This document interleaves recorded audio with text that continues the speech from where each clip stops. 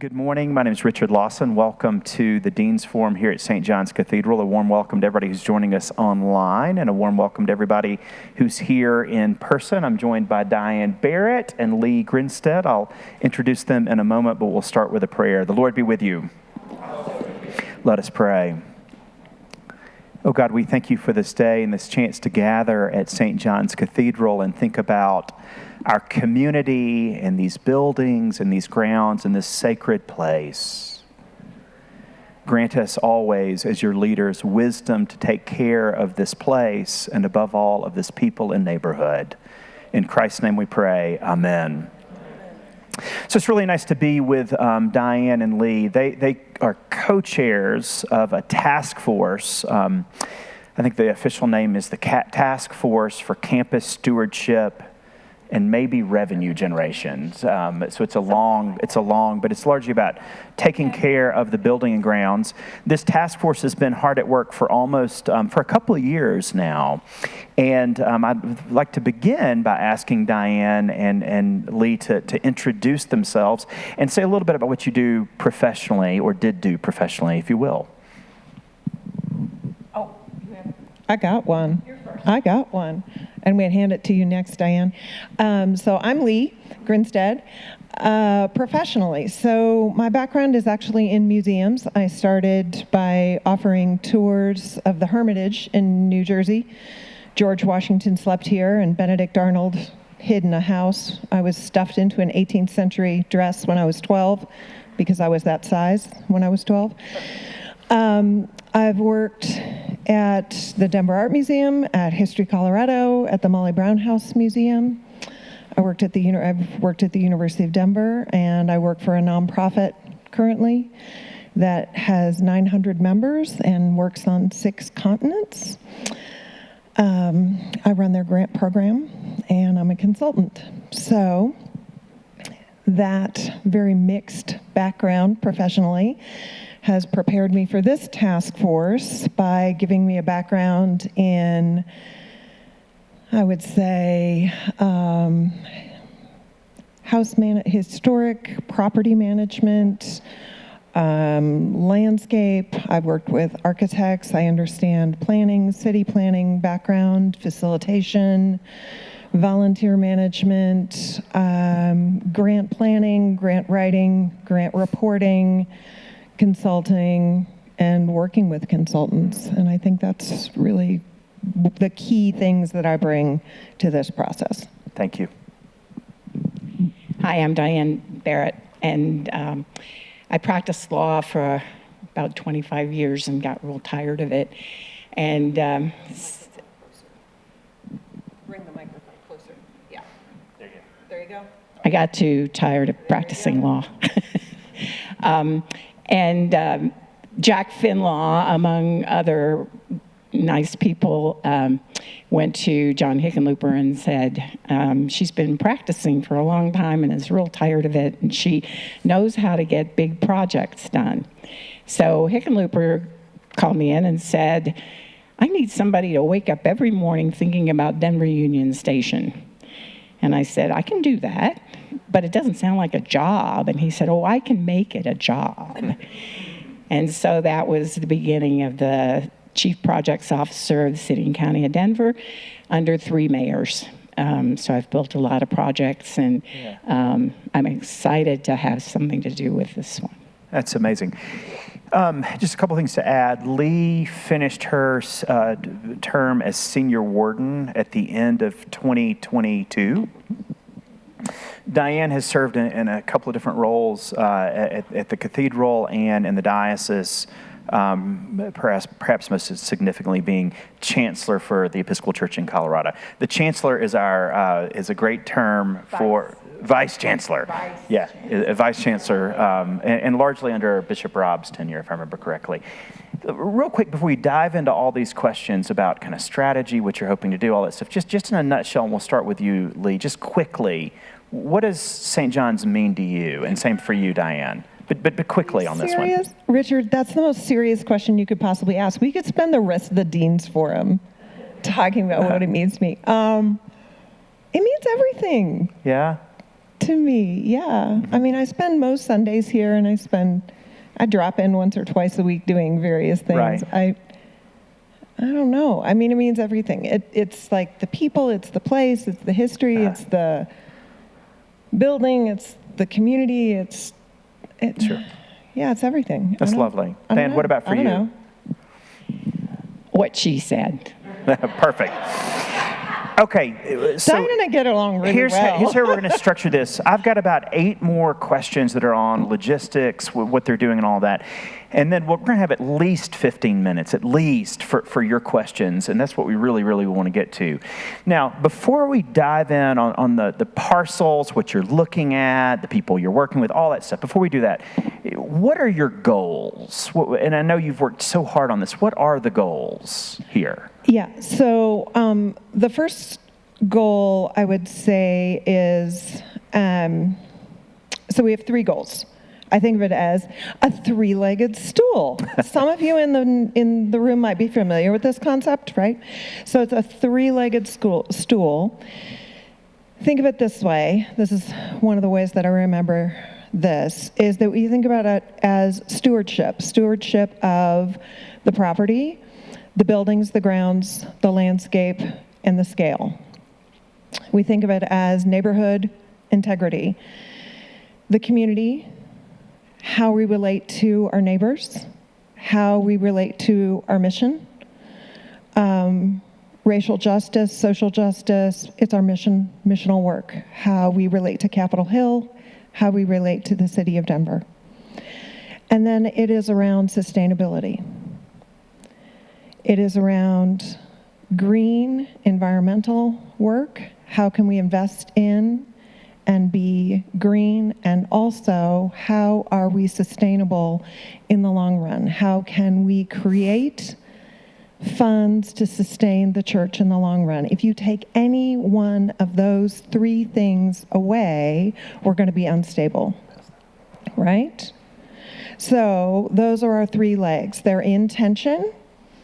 They're equally important at all times. That is our mission.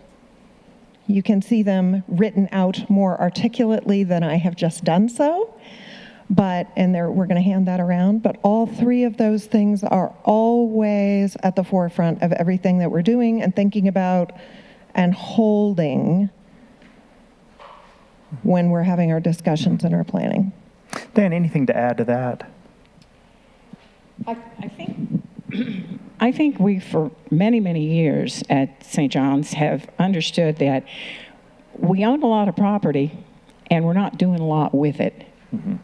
And we want to be a part of this neighborhood. With TRIBA that goes back at least 5 years now, that's been largely pretty positive. Say just a little bit about what TRIBA does and then talk about HRNA. Well, those of you who don't know, David Triba and his firm should know that they both live and work at 16th and Logan. They have the beautiful mansion there that has been converted into their offices years ago, and David's personal residence, which is quite wonderful. They are of the community. David is well respected and has done some of the most interesting buildings that we have here. So they are an incredible partner, and thanks to Richard, who developed that relationship. And going forward, they have been advising us. In particular, Lee's going to talk about the work we want to do in the Roberts building, and she'll get to that later. But as for the the rest of the property that we're talking about trying to develop, having development partners is the thing that we haven't done in the past. And that's what David is going to help us with. Again, we're indebted to Richard for making contacts with Trinity Wall Street. Anybody who doesn't know what Trinity Wall Street is, it's just a really amazing a foundation now, as well as a parish, that has for years provided development funding for Episcopal parishes generally outside the U.S., and they've gotten interested in the U.S. Lately, and Richard has tapped into that. So they have granted us a significant amount of money, and we have been using that to pay our work with Triba. They, Trinity, want their recipients to have owner's representation, i.e. a consultant that actually owes its allegiance to us as a parish.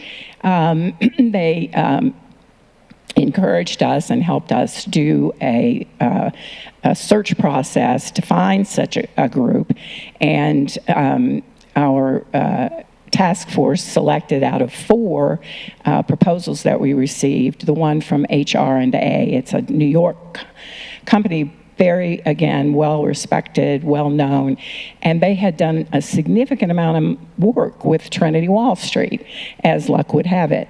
So they are working with us in finding our ultimate development partner, which is the developer or developers who will help us actually develop our properties for affordable housing. But we'll talk about that a little more later, too.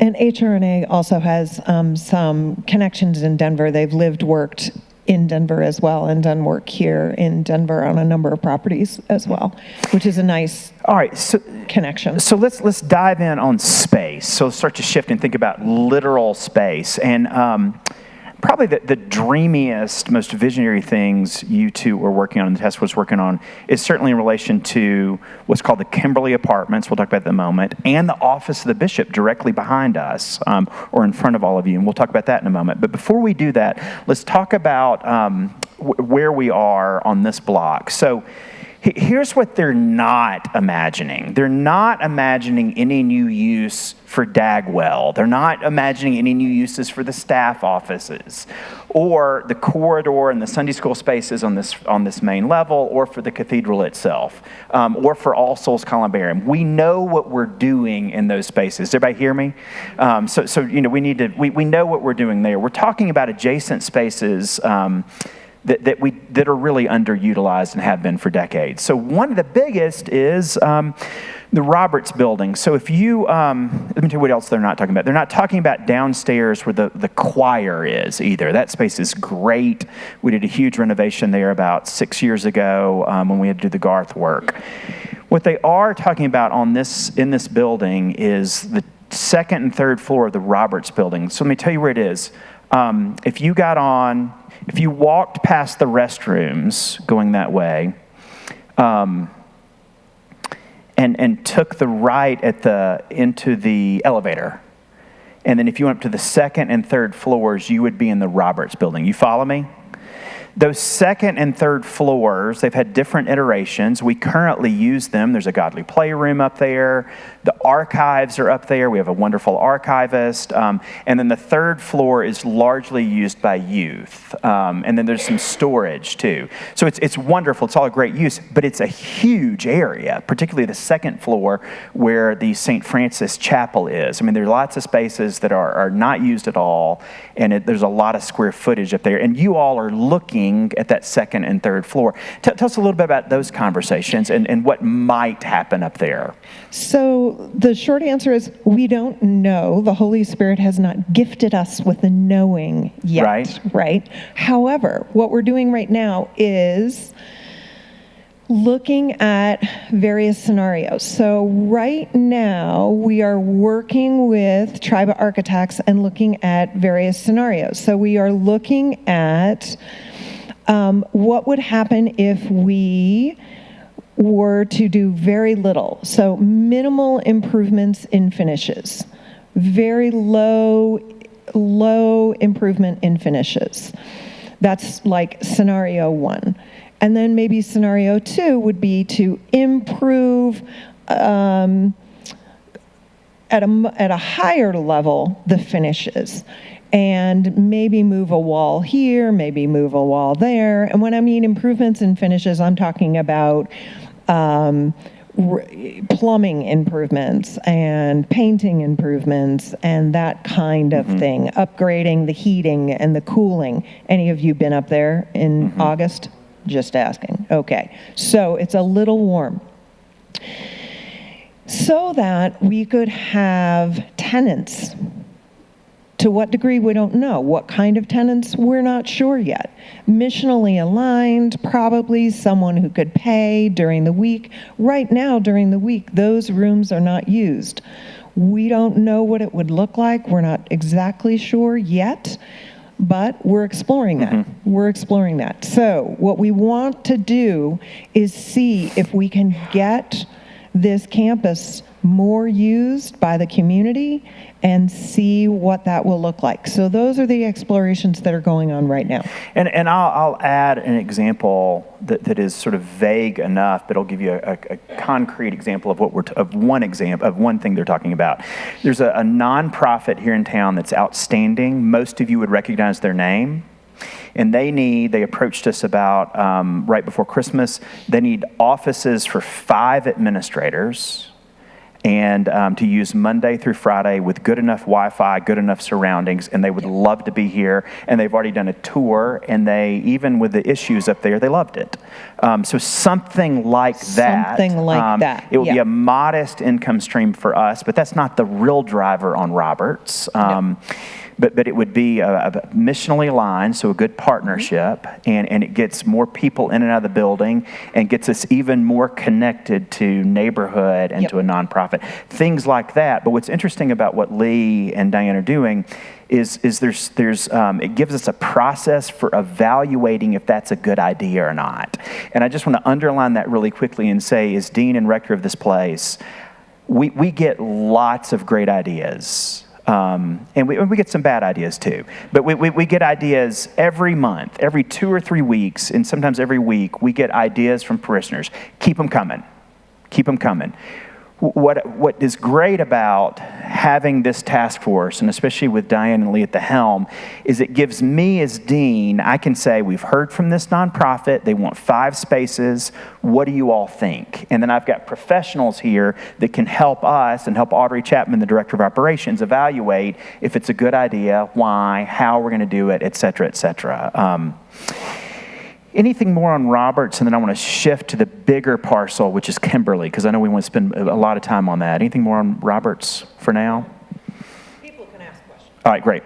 So let's shift to... I would just say, everybody keep in mind that the second half of our title of this task force is revenue generation.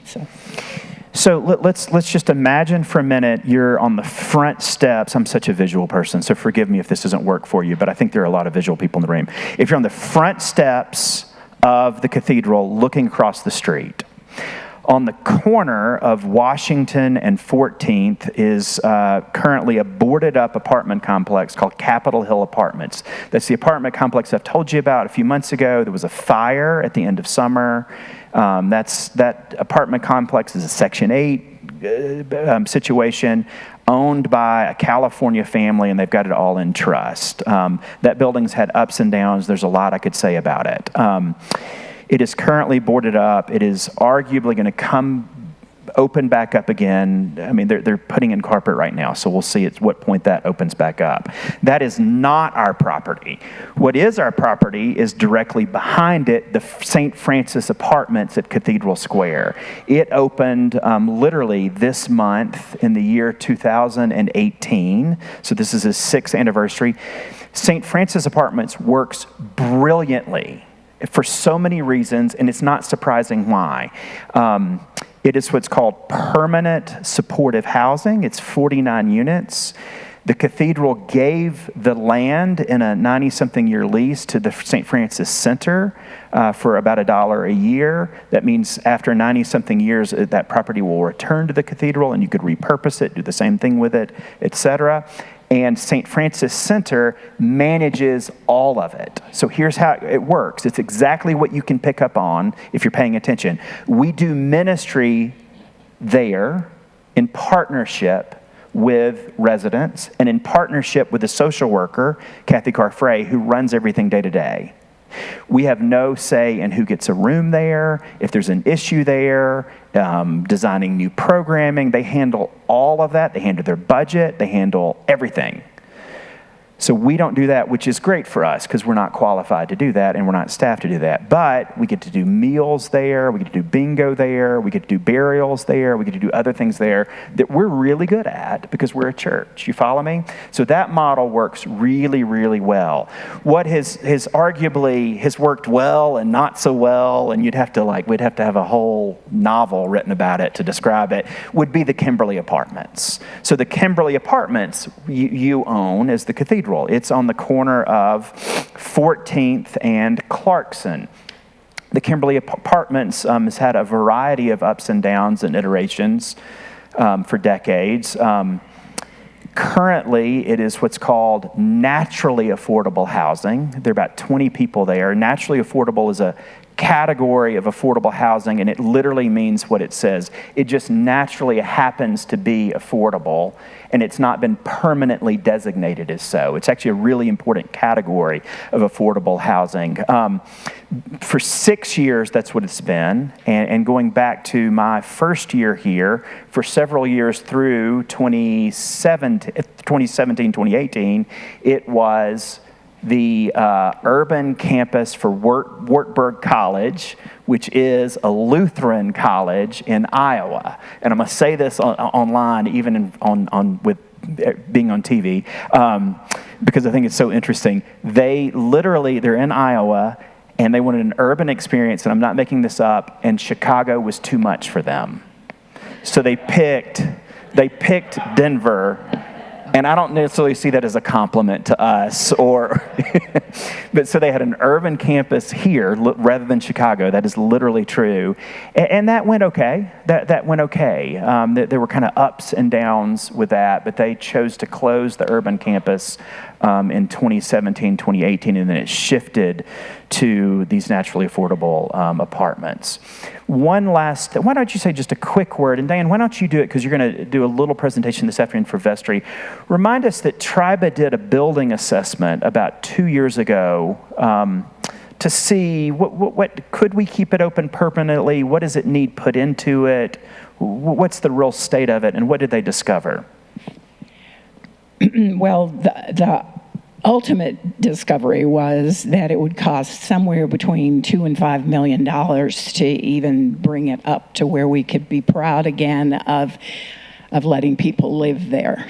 I think it had become not just an eyesore, but something that we maybe morally had to do something about that. So. Is that enough? Yeah, I think that's enough. Yeah, and it was largely, if you're a building person and you want to know what that, and it was actually more so in the $5 million range than 2.5.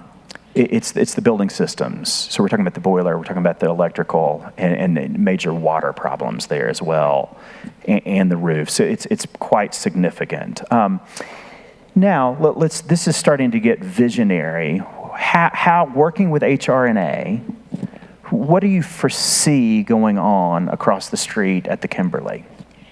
Well, first I want to clarify, Richard, if I may, that we're not just talking about the Kimberly. Right. And we're not just talking about the office of the bishop, but we also own several parcels that make up the Argonaut parking lot. Right. I need everybody to think about that. Most people kind of don't know that. I'm afraid our people think about the Argonaut when they're leaving church.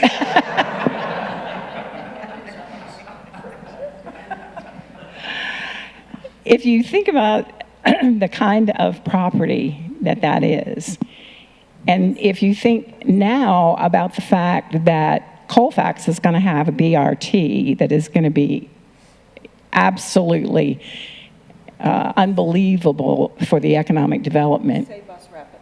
Oh, I'm sorry, bus rapid transit. Running down the middle of Colfax. I think everybody has read about that in the papers and so forth. That's a block away from us, basically.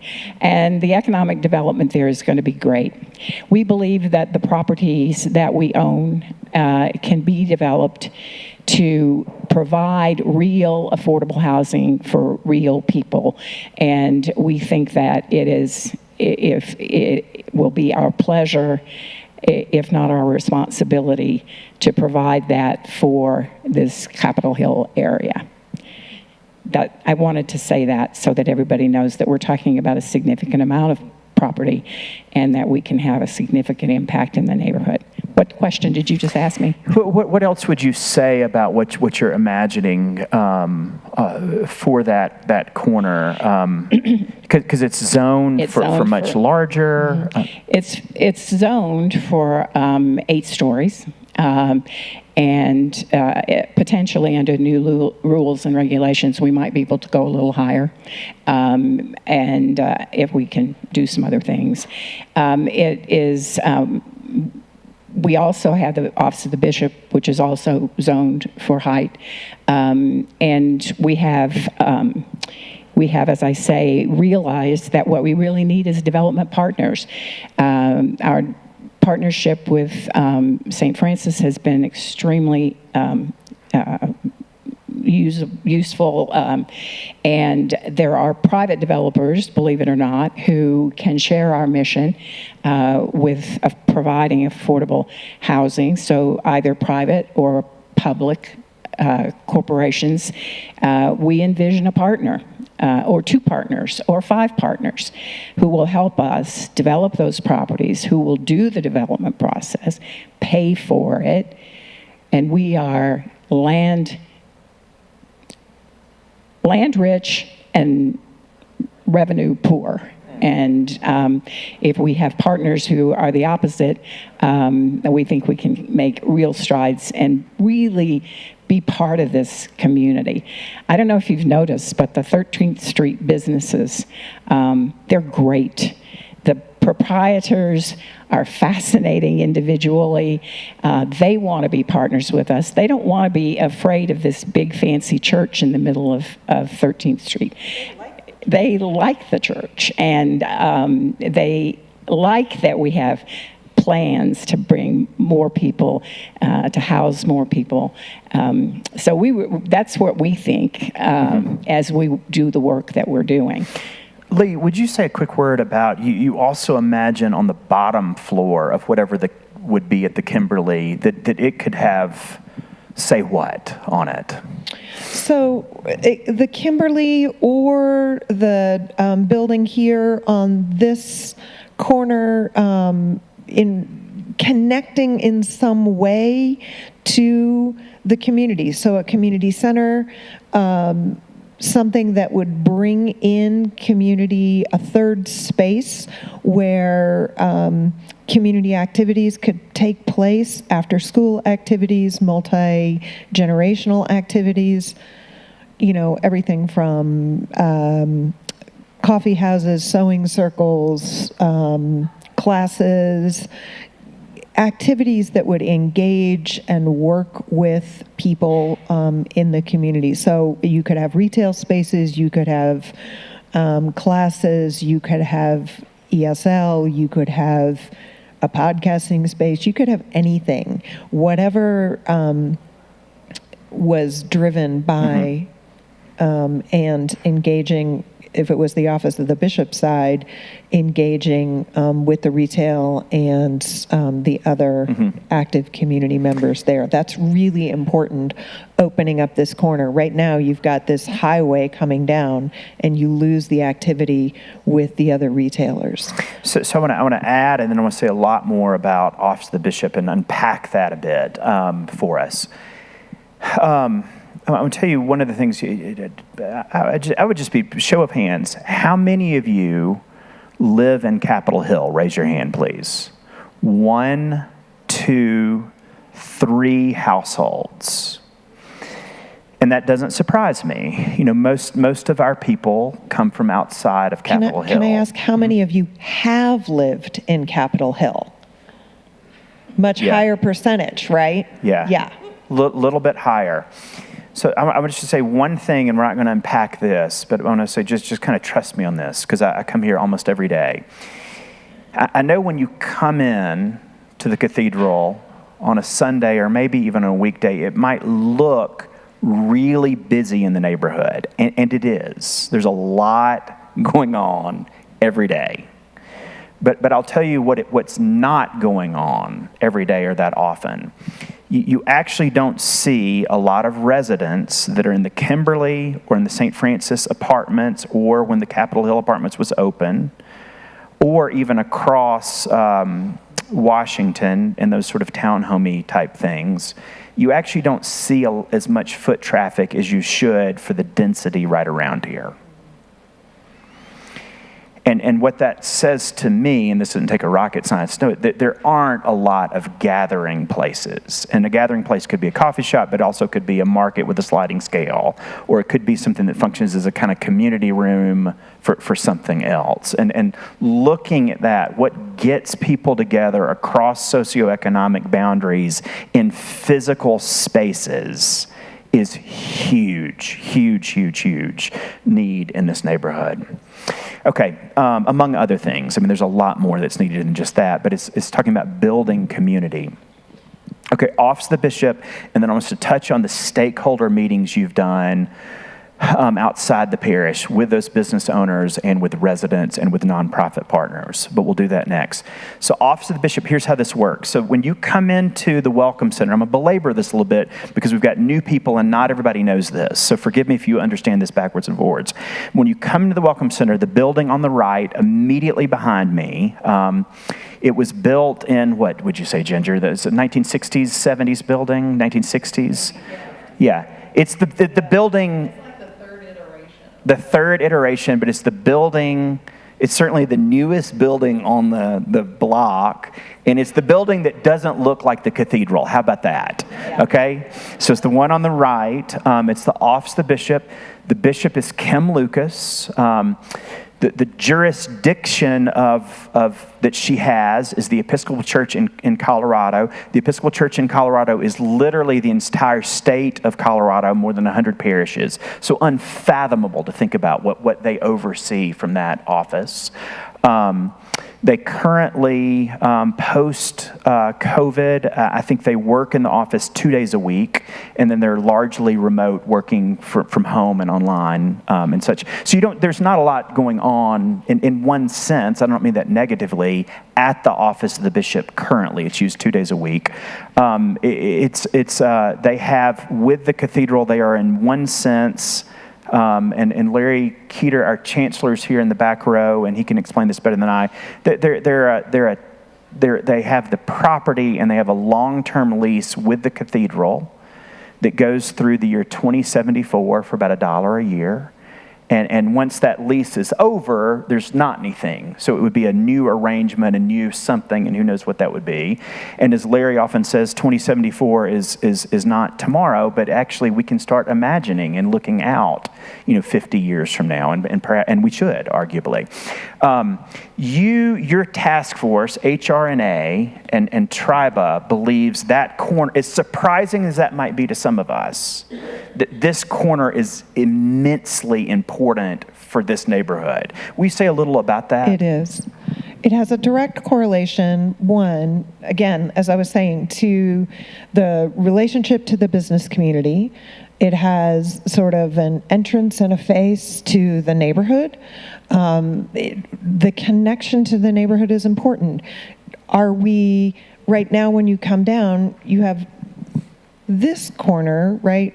We say, we're sort of friendly, except we're between a basketball court that has a chain link fence and a building that has no presence. That's the nicest thing I can say about it, on the corner there, and a wall from public service that looks like a bunker from the, East Berlin.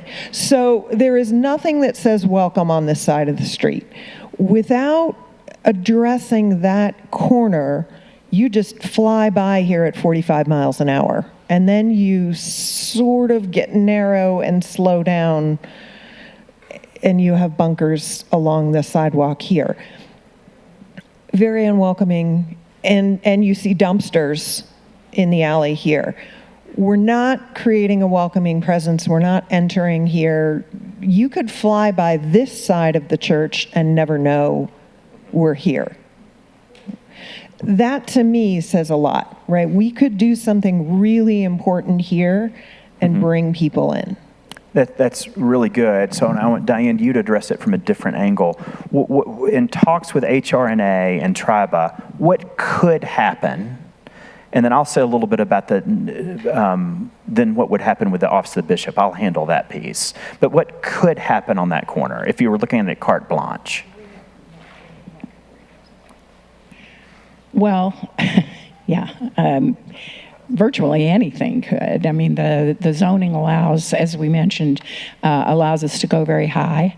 And if you are able to do that in a tasteful and uninterrupting kind of way, it certainly gives us an opportunity to do a great deal more housing in residential uses being sort of where we're focused. We focus on affordability. Probably will have also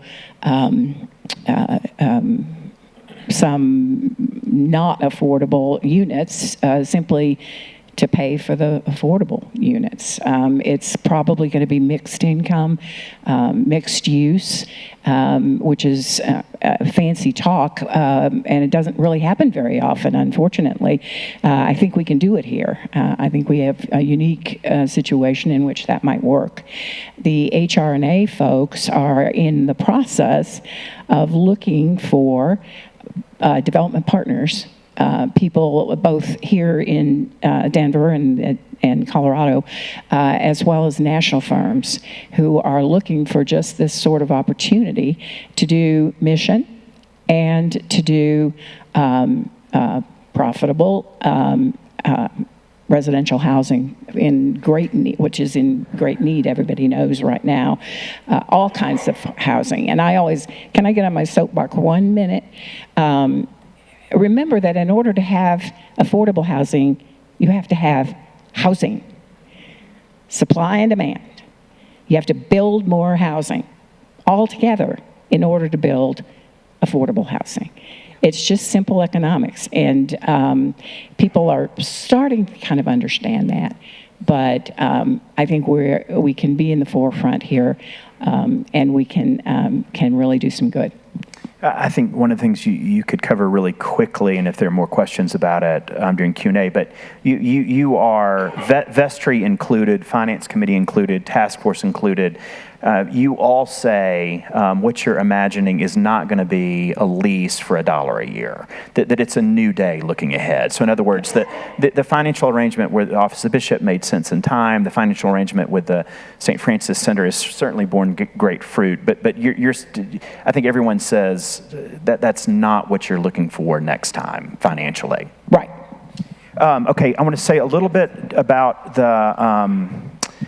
what would happen with the Office of the Bishop. And at the end, we'll talk about the RFP process, kind of looking ahead for the year. But what the Office of the Bishop is very aware, Bishop Kim included, that the cathedral would love to redevelop that corner.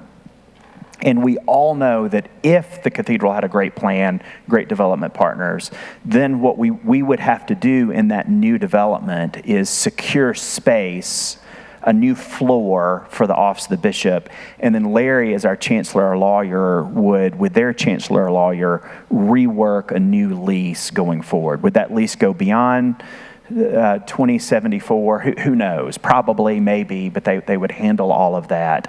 So the Office of the Bishop is very aware of all of that. We certainly love having the Office of the Bishop on campus. We want them on campus, and we love the close relationship. Go ahead. One thing we haven't said is, talking about leases, we would be working with a ground lease with any developer. We would not be selling outright the church property. The other piece, and I'm going to do this really quickly, and we'll see if there are more questions before we start to finish up and open up the floor. One of the things that's been really impressive, and Tribal Architects has been immensely helpful in this, is the stakeholder meetings you've done. You've done one with the parish, well, two now, technically, with the parish, one with the vestry, but you've done 4, if I remember correctly, with neighbors. And I'll just give one example. One was with nonprofit partners. One was Evans Owsley did a mail drop to like 3,000 people, and we opened it up just for residents. But one was with these business owners behind us. They're all very small business owners. We had great response at all of them. And one of the things, for example, the little pizza shop right here, if you've ever been there, Pablo's Pizza, we just love it. Benny Blanco's, sorry, not Pablo's. But Benny Blanco's is amazing. And they came, and if you've been in there, the square footage is like 75 square feet to eat your piece of pizza. And I'm literally not kidding. And there are no chairs, so it's not designed for that. But he wants the cathedral grounds to stay open so that you can buy a piece of pizza and come eat it up at the cathedral. So we're getting a lot of feedback about things like that and how important the open grounds are, even for business owners. We know it's important for people in the streets. Of course it is, especially when they're looking for shade in the summer. But we've gotten a lot of feedback like that that's been really, really interesting. It's been very moving for me as a priest to see the task force do stakeholder meetings with the neighborhood that gets so much attention and energy and attendance. That tells us something really important about the building and grounds for the immediate neighborhood. Yeah, we did a stakeholder group with local nonprofits. We did one with the Office of the Bishop. We did one with the city and county planners. We did one with the businesses, one with the neighborhood. We're going to do one with the junior high school and one with the high schoolers across the street as well. Absolutely. Yeah. All right, tell us, you've got a large, who else is on the task force? I know we've got Sally Brown, yes. who's a deacon and a member of the cathedral. Yay, Who else Sally. is on it? I wrote everyone down in alphabetical order because it's like the Academy Awards. You're going to forget someone. So Stephen Burris, Elizabeth Drummond, Larry Keeter, Damon Pachota, who's our clerk, Bob Trotino, and then the treasurer and the senior warden are ex officio. And I saw Jennifer Allen. Jennifer, where are you? Raise your hand. In the room. Thank you, Jennifer, because Jennifer is our immediate past predecessor. She was the first chair and kicked us all off on the task force. So I want to say thank you, Jennifer. Thanks. Bob's back there. And Bob is back there as well. Bob And Trotino Larry is and here Larry. as well. Sally. And I saw Sally. Anybody else in the room that's on the task force? Stefan's dad. And Stefan's dad. So Stefan, yeah. And then we've got two staff people who are liaisons. Yes, they in addition are. to me. Evans Owsley is director of communication. and Audrey. And Audrey Chapman, who's our director of operations, who's in the back. That's correct. Thanks Yes. to all of you. So I want to say one last thing about the Kimberly, and then I would love for you to do 2 or 3 minutes on the RFP and explain that. And let's end there before opening up for questions. But the Kimberly, we saw Helen Richards, our senior warden, announce 2 weeks ago now that we have let residents in the Kimberly know, and they've been invited to meetings with me and a case manager from St. Francis Center, that the Kimberly will be closing in 3 months on April the 8th. So keep everybody in mind, prayers for all of them. What the case manager is going to do is help them secure new housing. But obviously that's a big transition for somewhere in the neighborhood of 16, 17 people who've been there. The person who's been there the longest has been there about, from the beginning, so going back 6 years. Most people have been there a year or 2 or less, but say prayers for that. Looking ahead, the biggest thing you're doing this year is the RFP. So please tell us about this, and then we'll open up for questions. The big thing that HRNA is going to do for us is to help us prepare and issue an RFP, a request for proposals from developers to do the redevelopment that we have been talking about. The process for that has been and is discussions by HRNA personnel with various developers. They call them, talk to them, bring them over, show them the site, talk to them about square footage and all the things that people need to know.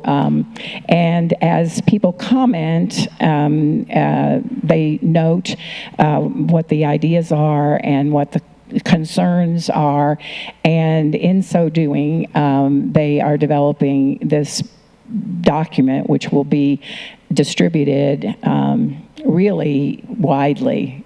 We presume it will be distributed a lot of throughout the United States to development groups who are interested in what we're interested in. It is absolutely critical that we have missional ideas like the developers that we are looking at. We're not interested in anybody who's only doing this to make money, although that's important and will be part of what happens, we hope. But we are looking for people that will share our desire to help this neighborhood and to help people in Denver who need housing, and we are lucky enough to be able to provide it. So I think they're in I know that they're in the very early stages of those conversations. They have a kind of a skeleton draft of a document, but we won't see a document until spring, and probably late spring. And I would imagine that the distribution of such a document would be sometime during beginning of the summer, maybe. That kind of thing. I'm guessing. It drives Bob Trotino absolutely crazy that we do not have a schedule that we can rely upon, and Bob's going to keep us looking for one. Thank you, Bob. But I think that we can think of late spring, early summer, perhaps. We're going to add something. Yeah. Just for context, we are not alone in this. There is a whole network of parish churches and large churches and small as well who have, especially in the Episcopal Church, that have been gifted with property and stewarded property over the years. There is a large network, and there is a whole conference that as part of the Episcopal Parish Network EPN conference in the spring, we get together in the spring and talk about and look at examples of other parishes around the nation that have gone through this process.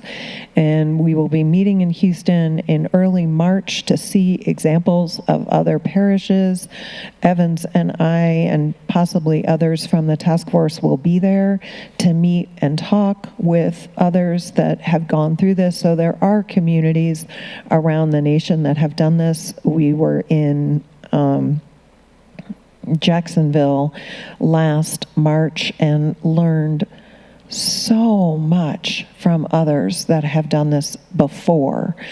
And it was hosted by the Trinity Foundation. We will be doing that again this spring. We are not the only parish that has gone through this and gone through it successfully.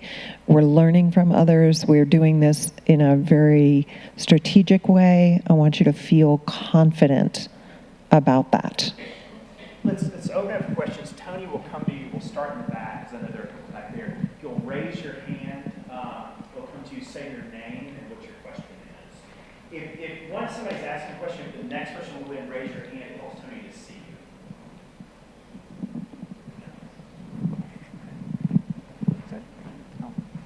Ginger O'Neill.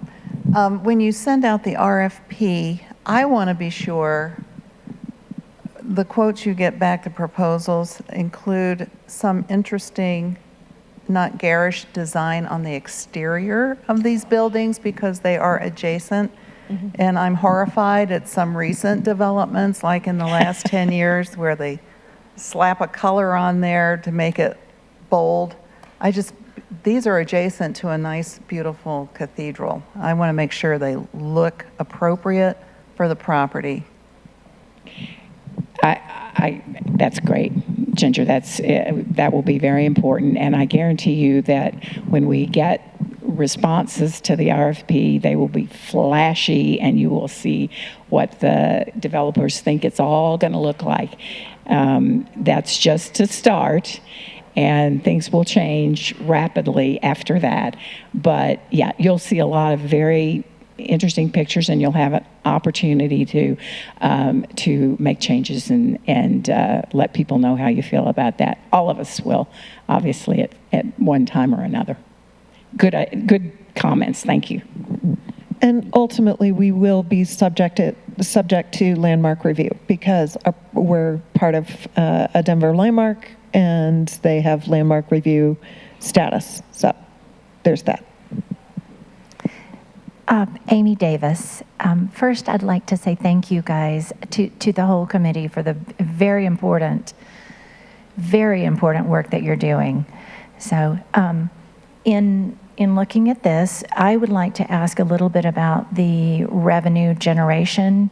Are you looking short term? Are we looking 50 years in the future? I've heard a lot of talk about welcoming and environment and mission, but really not as much about revenue generation. So I'm sure that's part of it. Three-legged stool, baby. Three-legged stool. You can't take one out without the other. Revenue generation is of equal importance, right? And that is a long-term goal so that we hold that with the others. That is a long-term goal for sustainability for church programs and church mission. Yes, ongoing revenue generation for the church and for church programs. Absolutely. Yes, ongoing. I was just going to add, you heard Richard say this morning in his request for pledges, this is the only chance we have. It's the only way. So we need other revenue generating things that we can do here. So it's ongoing. Yeah. Sustainable is the key, and ongoing, sustainable ongoing revenue generation. Absolutely. Yeah. Hi, Tom Stover. I have two questions. The first is, the St. Francis apartments were built with some public funding, help through CHAFA and through the city of Denver. Is there any thought about using public funding for any of the development you've talked about? And the second question is, one of the things that has happened here in the last 2 decades, I guess, is at one point, the first floor of the Roberts Building was used by Sewell Early Child Development, and that was classrooms for daycare and nursery schools. And it was great to tie us into the neighborhood because we know that 50% of the people who used that came from within a 2-mile radius of the cathedral. Is there been any conversation about making use of the bottom floor of Roberts for nursery school or daycare that would help provide services to the neighborhood? There are 2 parts to that question, so I'm going to answer the second part first. Yes, there have been, that is one of the options. So yes, we have had conversations about the first floor as a school. That is one of the options. However, I will also say that the demographics of Capitol Hill have changed dramatically, and the projected demographics for Capitol Hill are projected to continue to change, and that the likelihood of young children are not staying and being, they are not in Capitol Hill currently, and young children being in Capitol Hill, we don't see that the way that we did even 10 years ago at all. So we don't have that same we don't have that same demographic pattern within the close inner city the way that we did even a decade ago at all. So that's one. But it is still, that doesn't say that we're not interested in school. That's still one of the criteria and one of the things that as we're developing a matrix for different options and different scenarios and what would be a possibility and possible uses. So that is definitely within the mix, Tom. So thank you for bringing that up. 2, I'm handing over to my co-leader here. I think it would be impossible to do a project like we're talking about without public money. It's also not possible to do it without OPM, other people's money. There are many versions of that, Tom, as you know, and we have HR&A they have expertise, particularly in tax and other federal programs that provide help with affordable housing. And we are scraping every bottom of every barrel, and we'll be doing that. Yeah, John Brand. I'm sure that there's some things going on behind the scenes that at least I'm not aware of. When we talk about the bishops and the diocesan property, what I'm seeing is that this whole thing is kind of being spearheaded by the cathedral. And my question is, what about the other 99 parishes in Colorado? What do they think about redeveloping the diocesan office space that affects them as well? Yeah, you take that. Yeah, it's a good question. So what the Office of the Bishop has, you know how obviously we've got a vestry. So let's talk about vestry really quickly here. So this vestry election, you'll hear me say it in church, truly go ahead and vote for next week.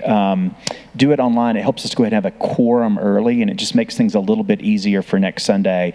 In every Episcopal church and here at the cathedral, if there is any decision about property or finances, it absolutely goes to the vestry, and they have total authority. They can always ignore anything Diane and Lee recommend and go in a different route. They're likely not. And same thing with Finance Committee.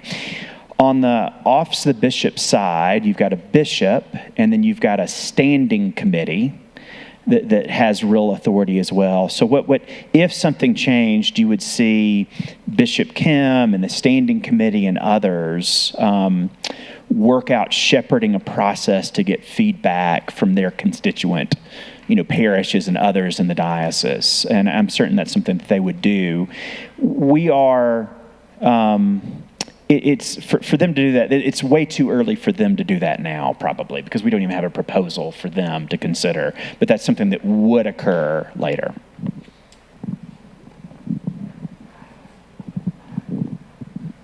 Hi, good morning. Kevin Davis. You talked about OPM, and obviously someone has to pay for these buildings. Public funding is a part of that, likely, hopefully. Is it your vision that the church would ultimately retain ownership, or will that have to be a split partnership with whoever puts up the balance of the funding for it? Typically, and what we would expect is that we would ground lease the property 90 years, 75 years, probably not less than that. And the development group or groups would be the actors and our partners. We're a property partner and have whatever we can negotiate with respect to a relationship with that partner. So I suspect it'll be more than one developer, and if so, we would have more than one agreement with these people, and whatever we can negotiate in terms of our ability to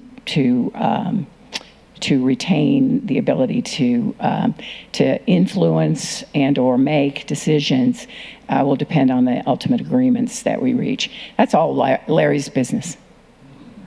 But I think you can go back to you could repeat what you said earlier. The goal is to maintain ownership.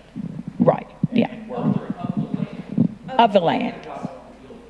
Yeah, that's, the buildings themselves will be the property probably of the developer. Usually that's the way it is, yeah. We got time for two more. Yes. My name is Don. My question is, do we have a target or a goal of what the level of revenue would be that would accrue to the church on sort of an annual basis, and presuming that would grow over time? Audrey is in the back. Audrey has one, we do. I'm not sure that we're talking about that actually, because it's mythical at this point. I mean, I don't mean to be discouraging. I mean, we have hopes, but we have a target. Do we talk about it, Audrey? I don't know.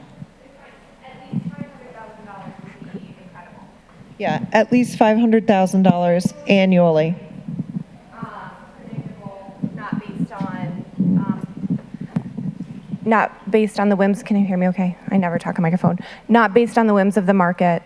500,000 minimal would be ideal. Yeah, it's always dangerous to say a number like that because, you know, if somebody wants to pay us $1 million, they're less likely to do so. As we've said, we're good with 500,000. Sorry. Yeah. So that's our starting bid. We'll go up from there. I'm a former senior warden, you understand, right? That's my opening bid. All right. Well, I'm not here to bid that up. Okay, take it up, take it up. But I do wonder if we're making $500,000 off of that, how does that affect our nonprofit status?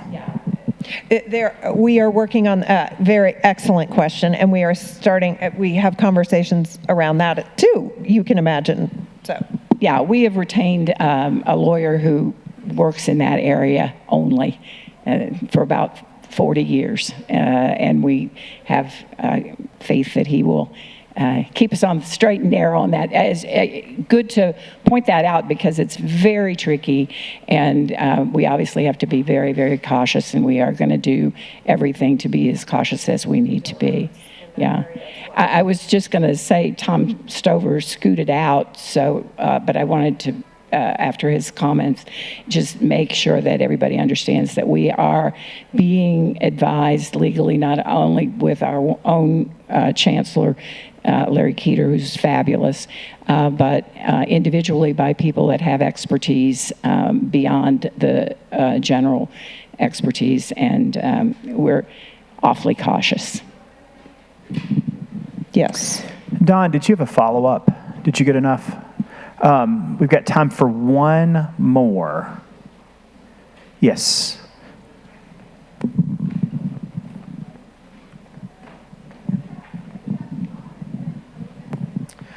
Hi, Craig Keener. I'm just curious about parking on the property. Folks that are coming in, what happens with people? Yeah. There will be parking.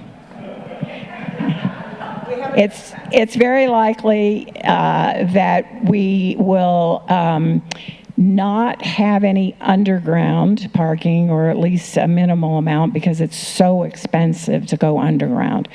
But the taller buildings will have layers of parking, I think is to be expected. I don't see us having a lot of flat out surface parking because the land is too valuable for that. But we have no idea at this point how. And there are requirements still, minimums, maximums.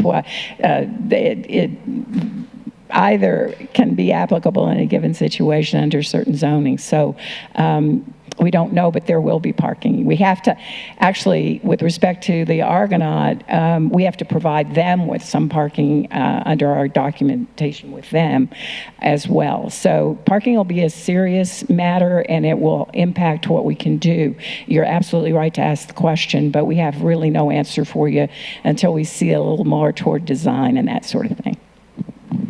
I'll say we've already done one parking study, and it won't be our last. Yeah, and I don't mind to add the preacher's perspective. Go back to earlier when I asked you to raise your hands, how many people live in Capitol Hill currently? It's a fraction. We have to have parking. That dynamic, decades from now, who knows how the membership of the cathedral has changed and what the parking needs are in 20 or 30 or 40 years. But we can say confidently for the next 10 to 15 years, we need a lot of parking. And thanks be to God for that. Where I want to end before we thank everybody is with Evans Owsley, and she can direct you where you can find even more information online or anything else you want to add. Great. So really quickly, if you missed anything and you came in late, the live stream is not working, but we recorded it. So just wait until this afternoon and it'll be back up online.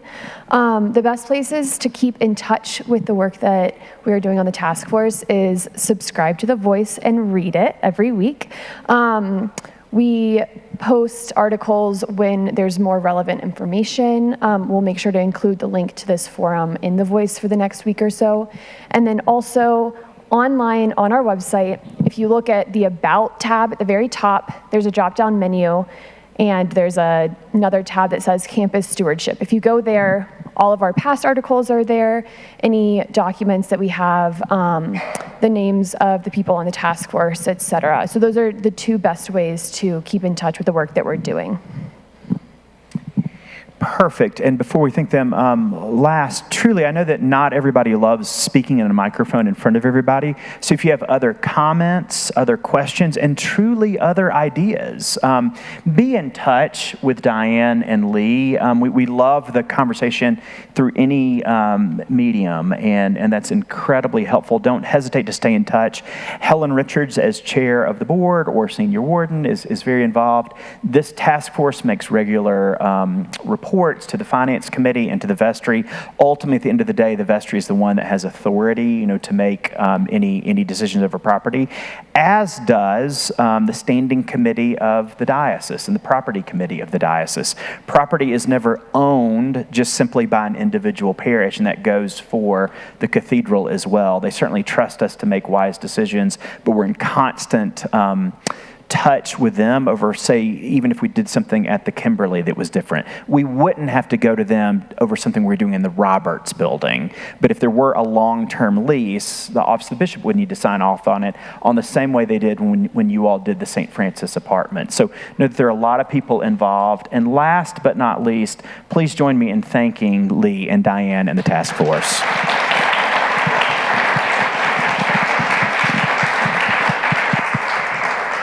God bless you all, and see you in church.